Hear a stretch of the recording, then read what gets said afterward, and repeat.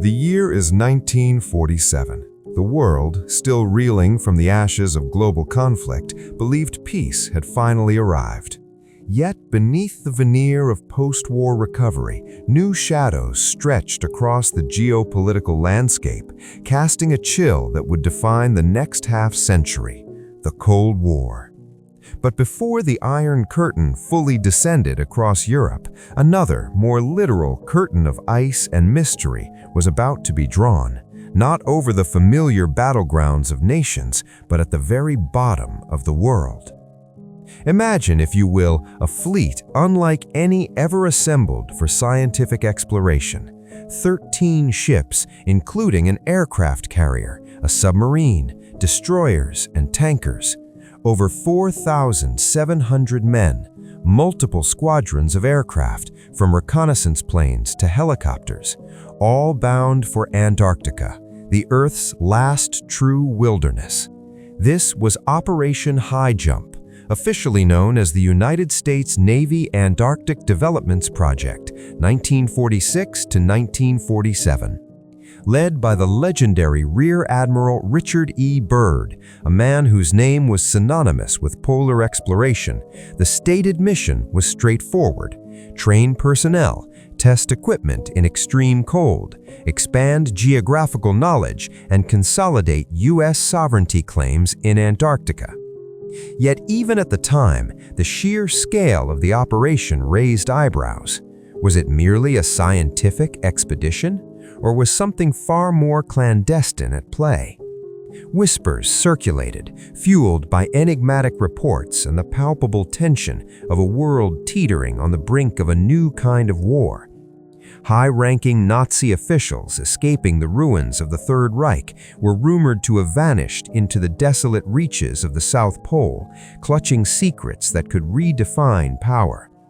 Speculation ran wild about hidden bases, advanced technology spirited away, and a desperate race to secure a strategic foothold in the most inhospitable environment on Earth. For the men of Operation Highjump, the journey was an odyssey into the unknown. They faced blizzards that dwarfed battleships, ice formations that could crush steel, and a perpetual twilight that blurred the lines between reality and hallucination.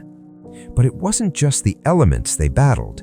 As their aircraft soared over uncharted territories, as their ships navigated treacherous ice flows, strange anomalies began to emerge.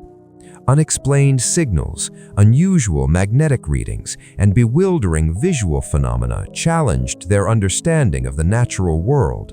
Was it merely Antarctic eccentricity, or evidence of something far more deliberate and perhaps hostile? Decades later, the official logs of Operation Highjump remain a testament to a grand scientific endeavor. But for those who delve deeper, for those who sift through declassified documents, veterans' accounts, and the lingering questions that refuse to be silenced, a different narrative begins to emerge.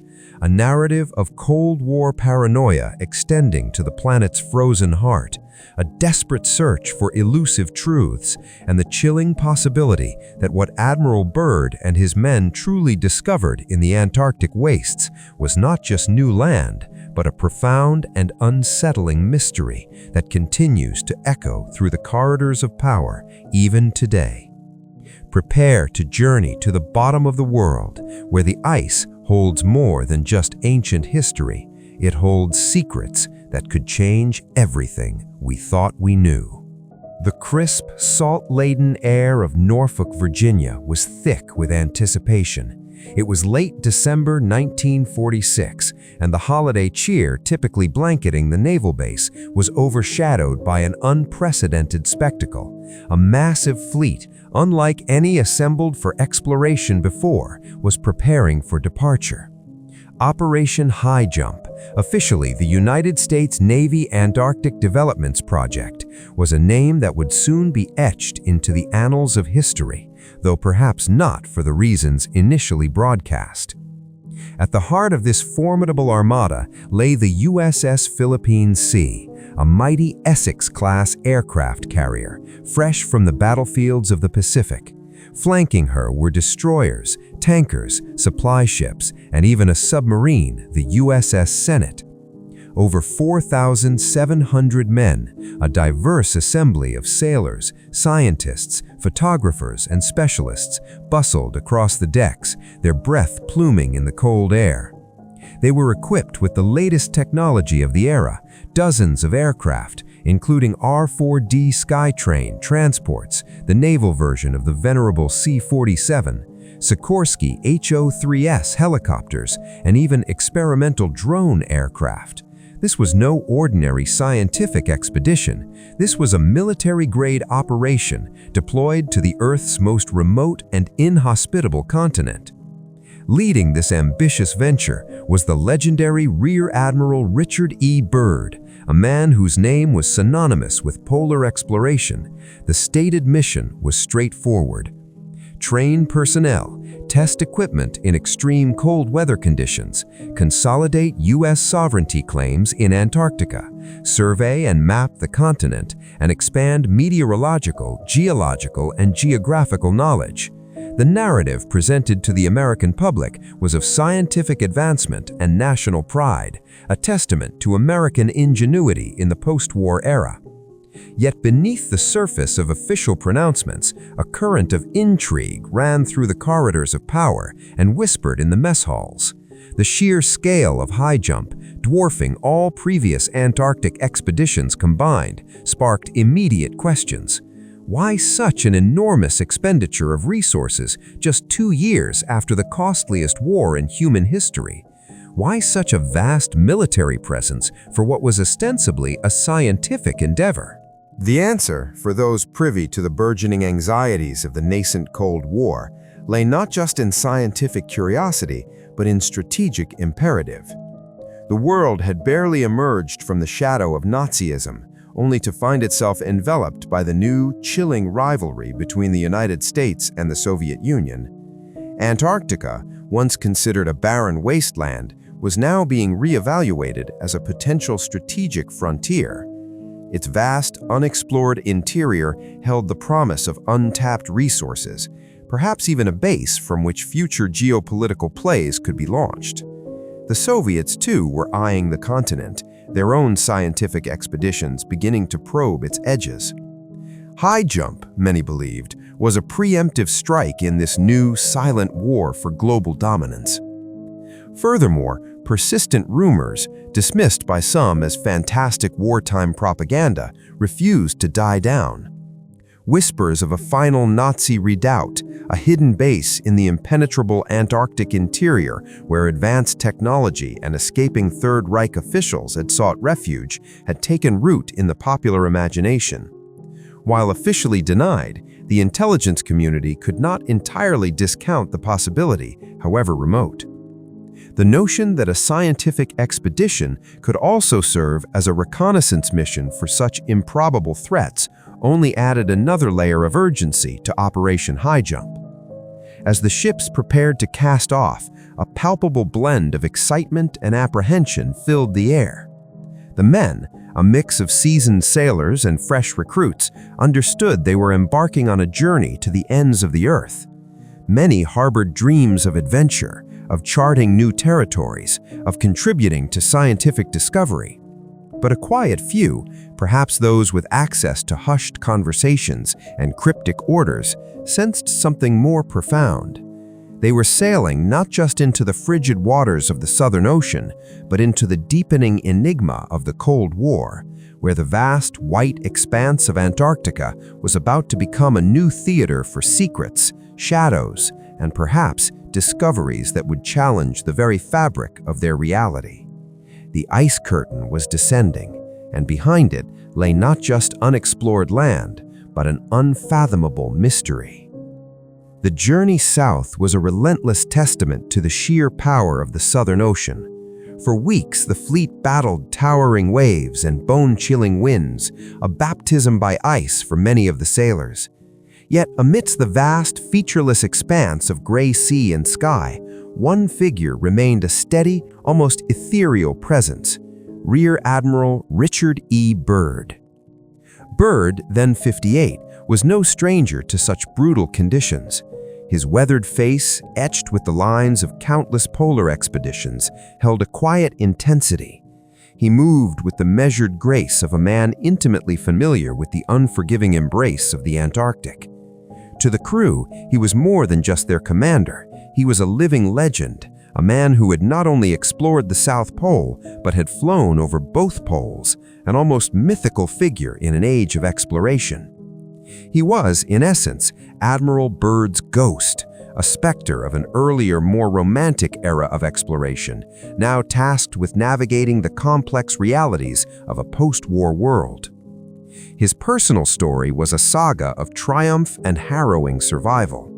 In 1934, during his second Antarctic expedition, Byrd spent 5 months alone at a remote meteorological station, nearly succumbing to carbon monoxide poisoning. He documented the experience in his gripping memoir, Alone, a testament to human resilience against nature's fury. Such experiences had forged in him a unique blend of scientific rigor and an almost spiritual reverence for the continent's raw power. He understood Antarctica not just as a landmass, but as a living, breathing entity demanding respect. Now, his return to the ice was different. While his passion for scientific discovery remained undimmed, the undercurrents of the Cold War and the sheer military might accompanying him shifted the narrative. Byrd, a man of peace and exploration, found himself at the helm of an enterprise laden with strategic implications. He was aware of the official objectives, but also, one can assume, of the unspoken ones. For a figure so deeply connected to the spirit of pure exploration, this shift must have been a complex burden. His command structure was equally complex. While Byrd was the officer in charge, the actual command of the Naval Task Force fell to Rear Admiral Richard H. Cruzen. This dual leadership arrangement, with Byrd overseeing the exploratory and scientific aspects and Cruzen managing the military logistics, was designed to balance the expedition's multifaceted goals. However, it also introduced a layer of bureaucratic nuance, a reflection of the competing interests at play. As the fleet pushed further south, crossing the Antarctic convergence, the cold polar waters meet warmer subantarctic currents, the first icebergs began to appear. These colossal sculptural formations, shimmering with an otherworldly blue, served as nature's grand prelude to the continent itself. The air grew sharper, the light took on an ethereal quality, and the immensity of the undertaking truly began to register with the men. Byrd, however, was not one to be intimidated. His presence instilled a quiet confidence. He lectured the officers on the unique challenges of polar operations, sharing hard-won wisdom about navigating ice fields, dealing with extreme cold, and understanding the continent's unpredictable weather patterns. He emphasized preparedness, caution, and above all, respect for the environment. Yet in his private moments, one might wonder if the vast, silent continent whispered different secrets to him now. Secrets of a world rapidly changing, where even the most remote frontiers were becoming battlegrounds of ideology. For the men gazing out at the advancing ice, Byrd was a reassuring anchor. His past triumphs were a promise that this impossible journey might indeed yield profound discoveries. They knew they were sailing into a realm of extreme beauty and extreme danger. But with Admiral Byrd at the helm, even if he felt like a ghost from a bygone era, they felt a sense of purpose. Little did they know that the true challenges and the most profound mysteries of Operation Highjump were yet to unfold, waiting silently within the immense, frozen embrace of the world's coldest continent. For as the ice curtain thickened, it was not just new land they were charting, but the very edges of geopolitical paranoia and unexplored human capability. As the fleet penetrated deeper into the frigid embrace of the Southern Ocean, the majestic icebergs gave way to expansive floes, forming an increasingly impenetrable barrier. The USS Mount Olympus, Byrd's flagship and the communication hub, hummed with activity. But the messages filtering through were not always of a purely scientific nature. Within the close confines of the expedition, far from the watchful eyes of the press, older, darker whispers began to resurface, tales that predated the Cold War, reaching back into the sinister annals of the Third Reich. The notion of a Nazi sanctuary in the polar regions was not new. During the war, Allied intelligence had intercepted cryptic messages and pieced together fragmented reports hinting at German interest in Antarctica. In 1938 to 39, even before the war, Germany had launched its own expedition, New Swabia, led by Captain Alfred Richer. Their primary objective was whaling, but their aircraft conducted extensive photographic surveys, dropping swastika flags to claim territory. Officially, it was about resources. Unofficially, the sheer ambition and speed of their mapping effort raised questions. These pre-war explorations, combined with the desperate scramble of high-ranking Nazi officials and scientists in the final days of World War II, fueled a growing unease. Reports circulated, impossible to verify, but equally difficult to completely dismiss, that U-boats had made secretive journeys to the South Atlantic, perhaps even further south. The concept of a southern Thule, an ancient mythical land in the far north, but now reimagined as a hidden sanctuary in the south, became a chilling possibility. In the chaotic aftermath of the war, with so many questions left unanswered and so many powerful figures unaccounted for, the idea of a secret Nazi base, a last battalion hidden beneath the ice, resonated with a disturbing plausibility to some. For the men of Operation Highjump, particularly those involved in intelligence gathering or privy to sensitive briefings, these whispers were more than mere speculation. They formed a sinister backdrop to their mission. While the official objective was to assert American presence and gather scientific data, there was an unspoken, almost palpable tension that they might encounter something unexpected. What if the maps they were creating were not of pristine, untouched land, but of territory already secretly claimed, perhaps even inhabited? The equipment on board reflected these deeper concerns. While the scientific instruments were cutting edge, the military assets, particularly the powerful photographic reconnaissance capabilities and the presence of a submarine, seemed disproportionate for a purely peaceful expedition. The aircraft, primarily adapted for photography and transport, were capable of covering vast, unexplored areas in a way that ground teams simply couldn't. This meant a rapid assessment of potential hidden structures or unusual topographical features became a priority. Psychological factors also came into play. The sheer isolation of Antarctica, coupled with the constant cold and the disorienting shifts in daylight, began to affect the crew. In such an environment, the line between reality and hallucination could blur. A strange cloud formation might be dismissed as peculiar weather, or it could be interpreted as something far more deliberate. An unusual radar blip could be a trick of the atmosphere, or it could be an unknown craft.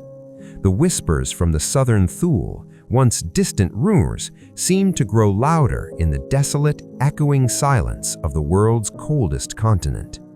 For as the ice curtain thickened, it was not just new land they were charting, but the very edges of geopolitical paranoia and unexplored human capability. Admiral Byrd himself, a man of rational science, was not immune to the continent's mystique.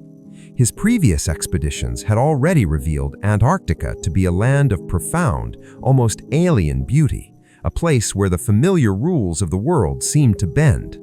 While he publicly focused on the scientific mission, one can imagine that even he, a pragmatic explorer, harbored a flicker of curiosity about the truth behind these persistent tales. Had the Nazis indeed managed to establish a foothold in this remote wilderness? And if so, what secrets had they brought with them, or perhaps discovered there? As the fleet finally breached the formidable ice pack and entered the calmer yet eerily silent waters closer to the continent, the whispers intensified. Every unknown landmark, every peculiar weather phenomenon, Every unexplained reading on their instruments now carried the weight of both scientific intrigue and a chilling, almost fantastical geopolitical threat. The men of Operation Highjump were not just explorers, they were venturing into a potential ghost story, a Cold War thriller played out on the world's grandest, most desolate stage, searching not just for land, but for the answer to the haunting question: was there something hidden in the southern Thule? And if so, what kind of adversary awaited them beneath the ancient ice? The Soviets, the emerging antagonists, were keenly aware of this. While the Iron Curtain was still being drawn across Europe, Soviet leaders were already envisioning a global reach. Their own scientific endeavors, often with military backing, were becoming increasingly sophisticated. The prospect of a Soviet presence, or even a claim in Antarctica, was a clear concern for Washington. Highjump, therefore, was a bold declaration. The United States intended to be the dominant player in this new frontier. The American task force was not merely conducting scientific surveys, it was practicing for potential future conflicts in extreme environments. Personnel were rigorously tested for cold weather survival, equipment was pushed to its breaking point, and logistics for operating in such remote conditions were refined. The presence of the submarine USS Senate, designed for subsurface operations, added another layer to this strategic thinking, hinting at capabilities far beyond simple exploration. What could a submarine do in the Antarctic that wasn't related to military advantage? The implications were clear, if unspoken. For the men flying hundreds of miles inland over an endless expanse of ice, the political machinations felt distant. Their immediate reality was the vast alien landscape below. Yet even they were not entirely immune to the strategic undercurrents. They knew their maps were not just for geographers, they were for strategists. Every detail they captured, every new mountain range they identified was a piece of intelligence in a global game of chess. The expedition's photographers worked tirelessly, their cameras whirring, capturing millions of feet of film. This wasn't just about pretty pictures, it was about intelligence. Every crevice, every plateau, every unusual feature was scrutinized back at Little America 4 and aboard the USS Mount Olympus. Was that an unusual formation or just the play of light on ice?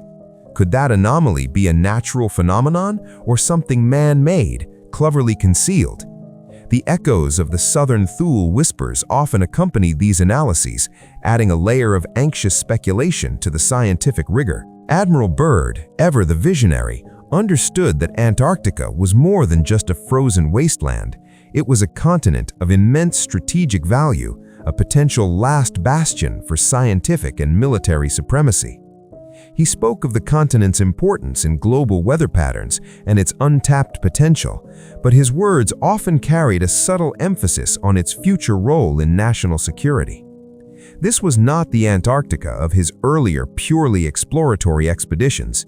This was an Antarctica imbued with the tension of a world still rebuilding, yet already preparing for the next ideological battle. As the days turned into weeks and the mapping flights continued, Operation Highjump solidified America's presence in Antarctica. It was a powerful, undeniable statement to any aspiring competitor. But as the pilots returned from their long, solitary flights, their minds often replayed the vast, featureless expanses they had covered. Had they seen everything? Or was there something else, something hidden by the endless white, waiting patiently for a different kind of discovery? A discovery that would truly mark Antarctica as a new frontier for old enemies. The stage was set, not just for scientific exploration, but for a veiled contest of wills at the bottom of the world. The mapping flights of Operation Highjump were audacious. The R-4D Sky trains, hardy workhorses of the air, were pushed to their operational limits, sometimes flying for 16 hours straight, covering thousands of square miles of previously uncharted territory. Their mission wasn't just to see what lay beneath the endless ice, it was to hear what the vast, silent continent might be broadcasting, intentionally or otherwise. One of the less publicized yet critically important aspects of Operation Highjump was the extensive radio and atmospheric research conducted. The ships and shore parties were equipped with sophisticated, for the era, radio receiving and transmitting equipment. The goal was ostensibly to improve long-range communication for future polar expeditions and to study the ionosphere, the electrically charged layer of the Earth's upper atmosphere, crucial for radio propagation. However, in the context of the Cold War, such research took on a far more significant meaning.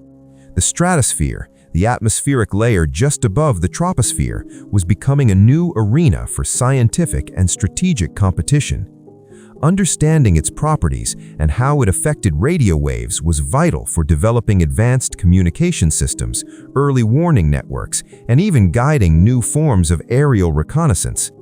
The ability to monitor distant signals, whether from natural phenomena or man-made sources, was a high-stakes game. As the aircraft soared over the polar plateau, the radio operators aboard the planes and ships listened intently. They were accustomed to the crackle and hiss of static, the distant murmurs of global radio traffic. But occasionally, something else would pierce through the background noise. Unexplained atmospheric disturbances, unusual radio echoes, and fleeting, unidentifiable signals would register on their equipment. Were these natural phenomena peculiar to the Antarctic's unique magnetic field? Or were they something else entirely? The pilots, too, reported anomalies. Not just the disorienting whiteouts and the terrifying katabatic winds, but visual phenomena that defied easy explanation. Strange light effects in the distance, fleeting shapes in the vastness that seemed to shimmer on the edge of perception, and peculiar cloud formations that didn't quite fit known meteorological patterns. In the unforgiving, almost alien landscape of Antarctica, where the senses could be easily fooled, such reports were often attributed to fatigue, optical illusions, or the sheer strangeness of the environment. Yet a file was kept, documenting these high-jump anomalies. The intelligence arm of the expedition, discreetly integrated into the scientific teams, took particular interest in these reports. Their focus wasn't just on mapping, but on listening. Could the Southern Thule rumors, if they had any basis in reality, involve advanced communication technology? Had the Germans, known for their scientific prowess, developed something that could operate silently and remotely from the world's most isolated continent? The concept seemed far-fetched, even fantastical, but in the era of V-2 rockets and atomic bombs, the boundaries of what was possible were constantly being redrawn. One specific area of interest was the study of the Earth's magnetic poles. Antarctica is home to the South Magnetic Pole, a region of immense magnetic flux. Fluctuations here could create unusual atmospheric conditions, affecting radio signals in unpredictable ways. But could these fluctuations also be exploited? Could a technologically advanced, hidden entity use these natural phenomena to their advantage, creating a veil of electromagnetic interference, or conversely, a conduit for covert communication? The engineers aboard the USS Mount Olympus meticulously analyzed the spectral data from the radio receivers. They were searching for patterns, for repeating frequencies, for anything that deviated from the expected natural background. The Cold War paranoia, though often unspoken, fueled this meticulousness. Every unexplained blip, every fleeting echo could be a clue. Admiral Byrd, a seasoned explorer with a pragmatic mind, understood the need for caution in interpreting such data. He was a scientist first and foremost, but he was also a patriot, acutely aware of the shifting global power dynamics. He ensured that all anomalous reports were thoroughly documented, even if they initially lacked a clear explanation. He knew that in the grand game of intelligence, even the smallest, most inexplicable detail could hold a critical piece of the puzzle. As the weeks passed and the echoes in the stratosphere continued to register on their instruments, a subtle shift occurred within the expedition. The initial scientific optimism was slowly, almost imperceptibly, tinged with a growing sense of mystery. They were not just exploring a continent, they were listening to it, trying to discern its secrets, both natural and potentially man-made. The vast, silent expanse of Antarctica, once thought empty, now seemed to hum with an unseen energy, a chorus of faint, unidentifiable signals that hinted at something far more complex and intriguing hidden beneath the boundless ice. The stratosphere, once merely a medium for radio waves, had become a canvas for the unknown, broadcasting faint, unsettling echoes of a potential hidden presence. The expedition's primary base, Little America IV, hummed with a different kind of energy as the mapping efforts reached their peak. The vast, mostly unknown interior of Antarctica lay before them, a canvas of ice and rock waiting to be unveiled. While the R4D Skytrains methodically covered their assigned grids, one region in particular drew intensified scrutiny: the area around the South Pole itself and the unexplored sectors of Queen Maud Land and Marie Byrd Land. Historically, the magnetic anomaly and the geographic isolation of the South Pole had always fascinated explorers. For Operation Highjump, however, the interest was not purely academic. The sheer remoteness and extreme conditions of the polar plateau presented a theoretical perfect hiding place. If the rumors of a secret Nazi base had any truth, such a location would offer unparalleled concealment from satellite reconnaissance, which didn't exist then, but the principle of invisibility was the same, and conventional forces. The siren song of the South Pole was not a literal melody, but the powerful pull of the unknown, combined with the strategic implications of such an inaccessible location. Flights were prioritized for these regions, pushing aircraft and crews to their absolute limits. The weather became even more unforgiving closer to the pole, with sudden violent blizzards and extreme cold posing constant threats. Reports from these flights began to include observations that, while not outright proof of anything extraordinary, added to the growing sense of mystery.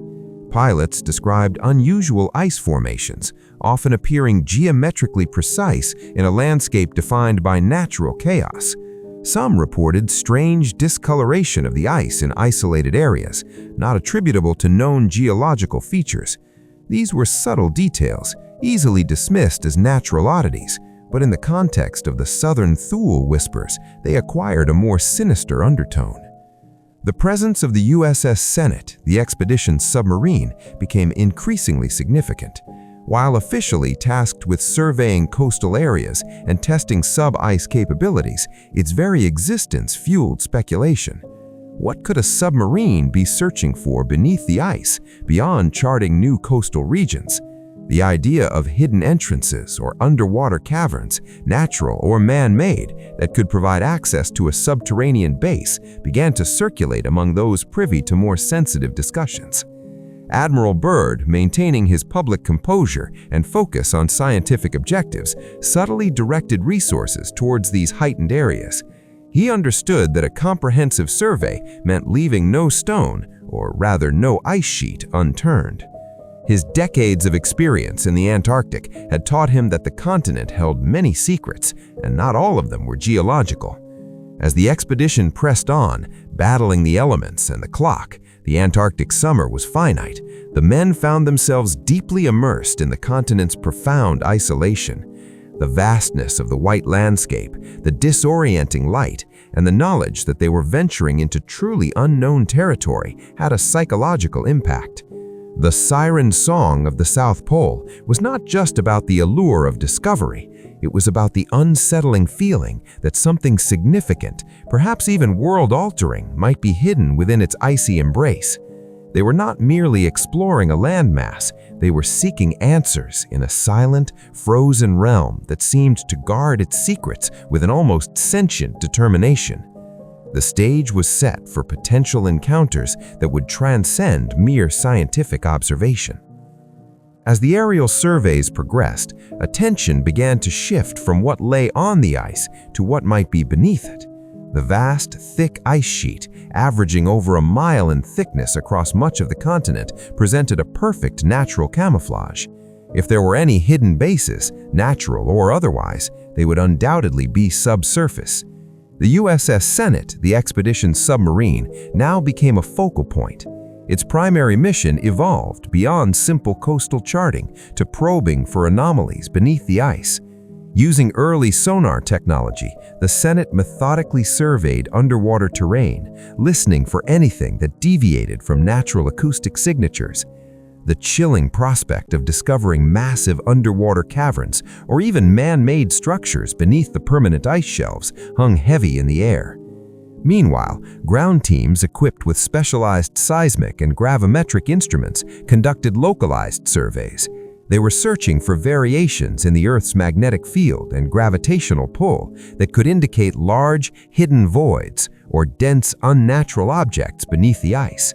These were painstaking, slow processes in the brutal cold, yielding reams of data that required careful analysis back at the base.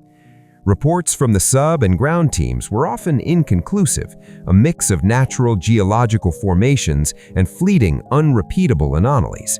A sudden, sharp sonar return from deep beneath an ice shelf, an inexplicable dip in gravity readings in a specific inland area. These were logged, debated, and often attributed to equipment malfunction or the unpredictable nature of the Antarctic environment. Yet the consistent reporting of these ghost signals fueled a quiet determination to investigate further. The concept of subterranean hideouts was not new to the post-war intelligence community. The Germans, during World War II, had developed extensive underground facilities, from V-rocket factories to command bunkers. It wasn't a stretch to imagine that such expertise could have been applied to an Antarctic sanctuary. The unique geological features of Antarctica, with its active volcanoes and vast subglacial lakes, also offered natural pathways and potential heat sources for maintaining hidden facilities. Admiral Byrd, though publicly maintaining the scientific narrative, ensured that all subsurface anomaly reports were given serious attention. His past experiences had taught him that the most significant discoveries often lay hidden in plain sight, or in this case, hidden beneath miles of ice. He pushed for more detailed follow-up surveys in areas that showed the most promise, aware that time was limited before the onset of the brutal Antarctic winter. The men conducting these subsurface investigations faced immense physical and psychological challenges. Drilling into solid ice, deploying sensors in sub-zero temperatures, and navigating treacherous ice caves, where accessible, was perilous work. The constant awareness that they might be searching for something deliberately concealed, something potentially hostile, added a layer of profound tension to their grueling tasks. The silence of the ice was no longer comforting, it was heavy with unspoken possibilities. As Operation Highjump continued its deep dive into the Antarctic's subsurface, the belief grew stronger among certain factions that the continent held not just geological wonders, but buried secrets. The search for subsurface anomalies was no longer just about mapping the unknown. It was about unearthing a potential truth, a hidden history that could redefine the understanding of the recently ended war and the newly dawning Cold War. The ice, they realized, was not just a barrier, it was a vault, guarding secrets that might shake the very foundations of the world. While Operation Highjump was publicly presented as a naval expedition, less visible threads connected it to other clandestine government initiatives. One such connection, rumored but never officially confirmed in conjunction with Highjump, was the conceptual precursor to Project HARP, High Altitude Research Project. Though HARP officially started much later, the underlying principles of using advanced ballistics and atmospheric research for strategic purposes were already being explored. The unseen hand of Project HARP, or similar early concepts, refers to the underlying interest in atmospheric physics and long-range projectile studies that often accompanied post-war scientific endeavors. The V-2 rockets had demonstrated the military potential of stratospheric flight, and understanding the upper atmosphere became paramount for defense and offense. In Antarctica, this translated into extensive meteorological balloon launches and atmospheric sounding rocket experiments, albeit smaller developmental versions compared to later HARP iterations. The unique atmospheric conditions over the poles, particularly the aurora australis and the thinning of the ozone layer, offered an unparalleled natural laboratory. Scientists collected data on atmospheric density, temperature, and radiation levels, all crucial for future missile guidance systems and high-altitude reconnaissance platforms. Crucially, the presence of these atmospheric research elements on Highjump hinted at a deeper, more strategic objective than simple weather forecasting. The ability to predict and potentially influence atmospheric conditions, or to understand how the upper atmosphere could be used for communication or surveillance, was of immense value in the brewing Cold War. This was an era of intense scientific competition, where every piece of data, every new understanding of the physical world could translate into a military advantage. The scientists involved, often civilians but working under strict naval protocols, meticulously tracked their balloon ascensions and analyzed telemetry from their experimental rockets. They were gathering fundamental data that would pave the way for satellite technology and intercontinental ballistic missiles. The idea was to map not just the land, but the very air above it, understanding its nuances for strategic deployment. Admiral Byrd, a man who himself had pioneered aerial exploration, understood the profound implications of these atmospheric studies. He facilitated the integration of these research elements, recognizing their future potential even if their immediate application wasn't always obvious to the general crew. He knew that control of the skies and understanding the layers above would be as crucial as control of the seas or land. The unseen hand, therefore, represented the future-proofing aspect of Operation Highjump. Beyond the immediate goals of mapping and asserting presence, the expedition was laying the groundwork for technologies that would define the Cold War. The echoes in the stratosphere from Chapter 5 were not just passive observations, they were actively being studied and probed, with an eye towards exploiting the atmospheric conditions for strategic advantage. In this context, the entire Antarctic continent became a vast, natural test bed. Its isolation provided a secure location for experimental launches and sensitive data collection, far from prying eyes and competing nations. The cold, clear air offered ideal conditions for atmospheric measurements. Thus, Operation Highjump was not just an expedition into the unknown wilderness, but also a stealthy foray into the future of warfare, where the stratosphere itself became a new battlefield for scientific and strategic supremacy.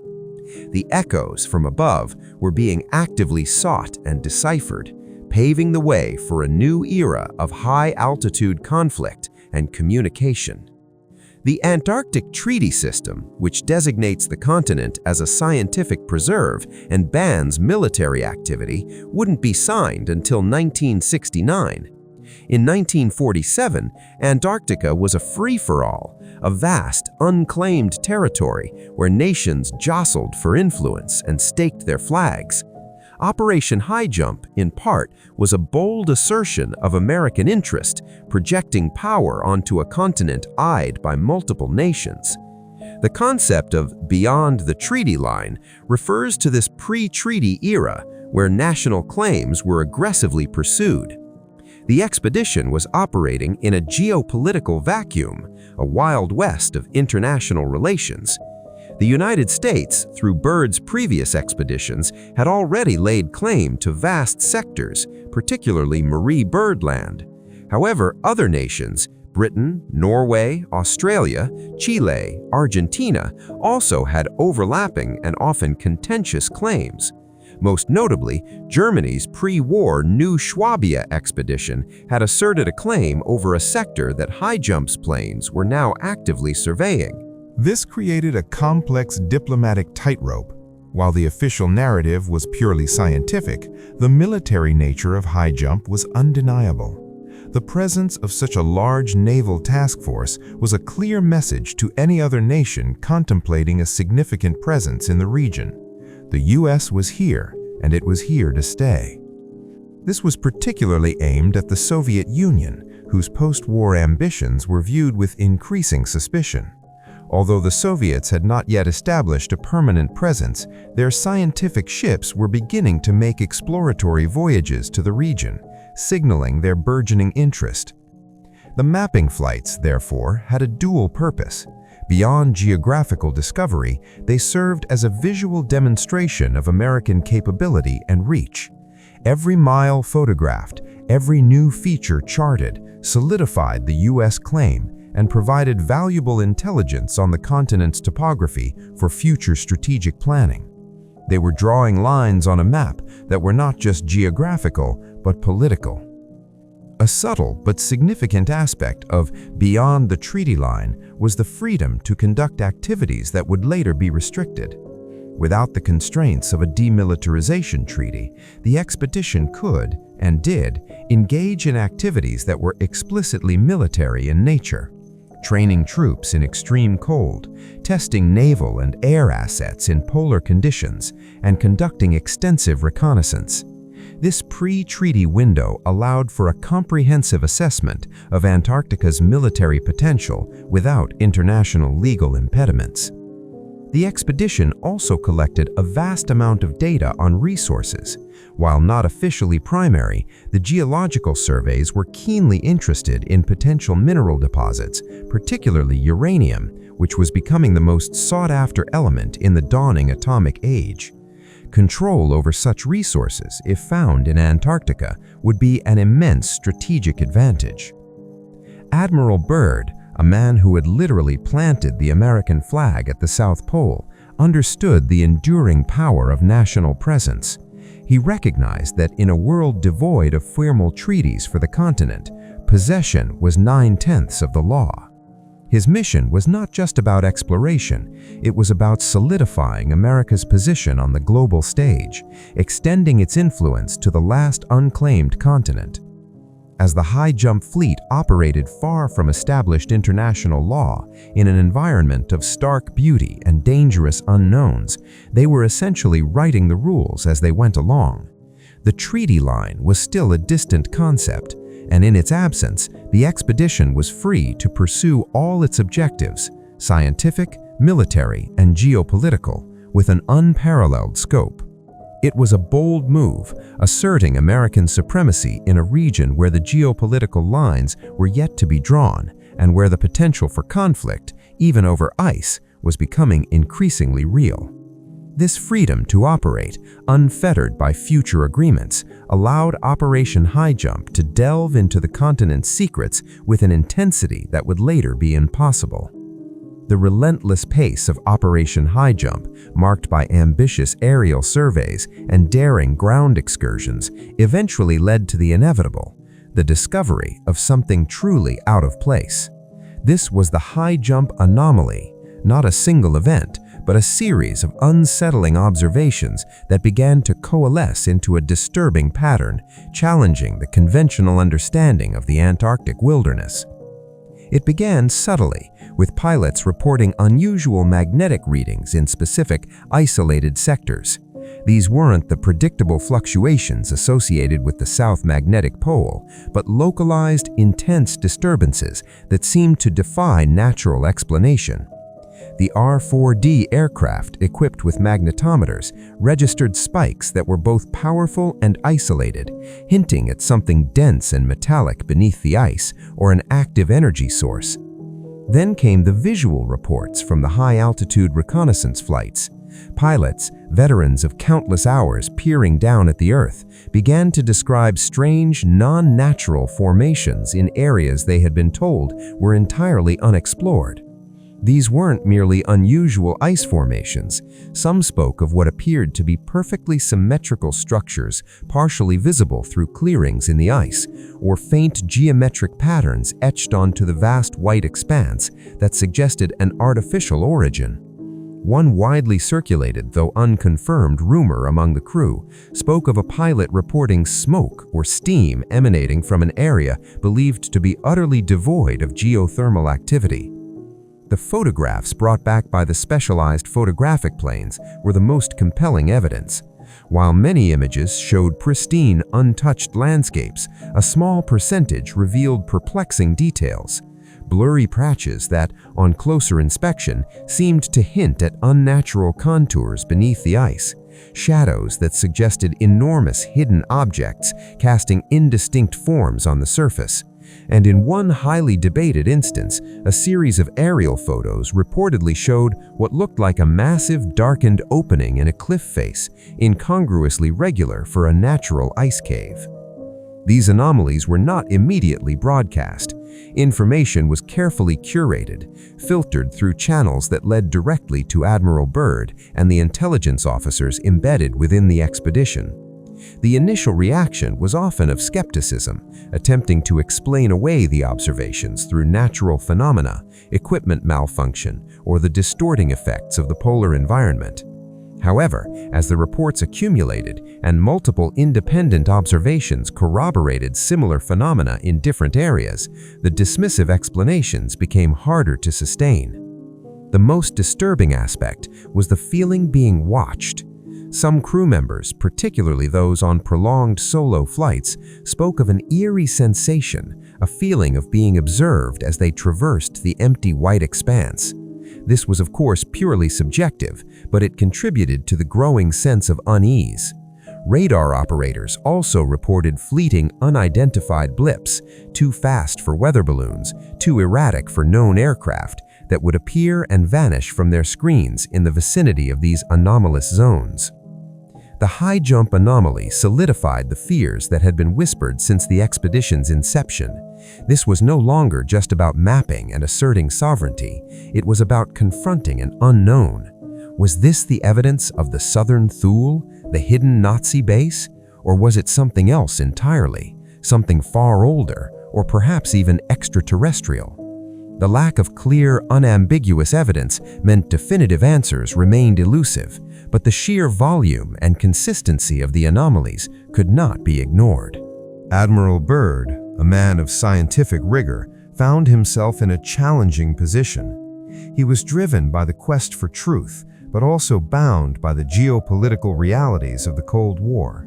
The implications of publicly confirming such anomalies, especially if they hinted at a hostile, hidden presence, would be immense.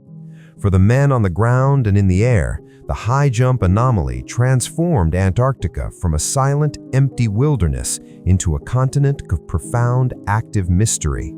The ice was no longer just a barrier, it was a curtain behind which something truly extraordinary and potentially dangerous lay hidden, waiting to be fully revealed. The quest for answers had taken a chilling, unexpected turn. The accumulation of high-jump anomalies shifted the expedition's focus from broad mapping to targeted investigation. The elusive magnetic disturbances, the geometric formations, and the perplexing photographic evidence demanded closer scrutiny. This meant sending small, specialized teams into the heart of the most promising anomaly zones, often under extreme secrecy. These were the men who truly stepped into the shadows on the ice.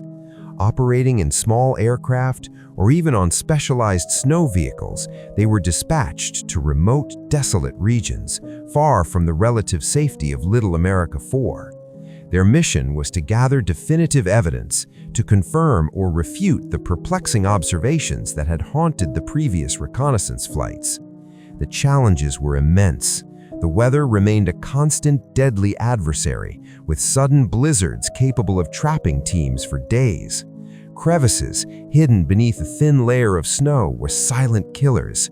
The sheer vastness and isolation of the interior amplified the psychological strain. Each team carried extensive equipment, specialized cameras, ground-penetrating radar, seismic sensors, and communication gear. One particular incident, rumored among veterans and central to later theories, involved a flight sent to investigate a series of intense magnetic readings and unusual light phenomena observed in a remote mountainous region. The exact details remain shrouded in classified reports, but accounts suggest a dramatic encounter. The aircraft, an R-4D, reportedly experienced severe navigational difficulties and instrument malfunctions as it neared the anomaly zone. Some whispers claimed a sudden, inexplicable loss of power, forcing a harrowing emergency landing. The surviving crew members, once rescued, were reportedly debriefed under strict security protocols. Their accounts, if true, spoke of encountering an unearthly silence, a landscape subtly altered, and possibly brief, terrifying glimpses of something extraordinary and potentially dangerous lay hidden, waiting to be fully revealed. The quest for answers had taken a chilling, unexpected turn. Another area of intense focus involved a region where aerial photographs had suggested a massive, unusually regular opening in a vast ice cliff. A ground team, battling treacherous terrain, reportedly attempted to reach this location. Their journey was grueling, fraught with danger, and faced unexpected obstacles. Some accounts suggest they encountered extreme and localized cold pockets, or even strange acoustic phenomena, disembodied sounds echoing from deep within the ice. Their findings, if any, were also heavily redacted, adding to the mystery rather than clarifying it. The psychological impact of these missions was profound. The constant vigilance, the feeling of being in an alien landscape, and the unsettling nature of their objectives began to wear on the men. The shadows on the ice were not just literal, they were psychological, casting doubt and fear into the minds of even the most hardened explorers. They were searching for something that defied their understanding, something that felt both ancient and technologically advanced. Admiral Byrd, receiving these fragmented, often disturbing reports, faced an agonizing dilemma. The evidence was tantalizing yet frustratingly inconclusive. He understood the immense implications of confirming such discoveries, especially if they pointed to a hidden, advanced presence, be it Nazi or something else entirely. The Cold War political climate meant that any verifiable discovery of such a nature would be a game changer, demanding an immediate, decisive response. The expedition, initially planned for several months, was abruptly curtailed. The official reason cited was the early onset of harsh winter weather and the logistical difficulties of sustaining such a large force. However, for those who had witnessed the anomalies and participated in the targeted investigations, the sudden withdrawal felt suspiciously premature. It seemed as though the shadows on the ice had revealed just enough to warrant retreat, but not enough to provide clear answers, leaving the true nature of the high jump anomaly shrouded in deeper layers of secrecy and speculation. The men returned, but the unsettling images and unexplained encounters would forever haunt their memories, a testament to the chilling secrets they had glimpsed at the bottom of the world. The abrupt conclusion of Operation Highjump, months ahead of its original schedule, sent ripples of speculation through the naval commands and the public alike. Officially, the early onset of the Antarctic winter and unforeseen logistical challenges were cited as reasons for the withdrawal. Yet, for the men who had flown over the continent's most mysterious sectors, who had charted its subsurface anomalies and who had ventured into its chilling shadows, the official narrative felt incomplete, a carefully constructed facade over a deeper, more unsettling truth. Admiral Richard E. Byrd, upon his return to the United States, made public statements that, while generally upbeat about the scientific achievements, contained cryptic remarks. In an interview with a Chilean newspaper, El Mercurio, on March 5, 1947, he was quoted as saying, "It is the bitter reality that in the event of another war, the United States will be attacked by planes flying in from one or both poles." He also reportedly added that there was a vast area beyond the pole that is an unexplored center of the great unknown. These statements, quickly downplayed by official channels, only intensified the whispers and fueled the growing legend of Operation Highjump. They hinted at a threat not from conventional adversaries, but from a source operating from the very extremities of the globe, a great unknown that had been briefly glimpsed. The sheer volume of data collected by Highjump, over 70,000 aerial photographs, thousands of miles of ocean soundings, and countless meteorological readings, was meticulously categorized and in many cases heavily classified. The official reports highlighted the successful mapping of over 1.5 million square miles of previously uncharted territory and the invaluable experience gained in polar operations. But what became of the high-jump anomalies? The strange magnetic readings, the geometric formations, the fleeting radar blips, the perplexing aerial photographs of possible openings or structures, and the disquieting personal accounts from the specialized ground teams. These were buried deep within secure archives, their true implications left to simmer in the realm of rumor and conspiracy. The lasting legacy of Operation Highjump is therefore twofold. On one hand, it remains a landmark achievement in polar exploration, a testament to American logistical capability and scientific ambition. It solidified U.S. claims and expanded geographical knowledge of the Earth's last frontier. On the other hand, it stands as one of the Cold War's most enduring mysteries, a tantalizing enigma wrapped in ice and geopolitical paranoia. Did Admiral Byrd and his men discover a secret Nazi base, a technologically advanced redoubt hidden beneath miles of ice, a final sanctuary for the architects of the Third Reich?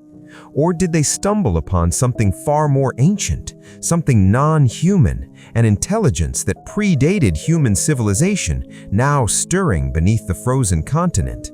The official record offers no clear answers, only fragments of information, carefully released and officially sanctioned.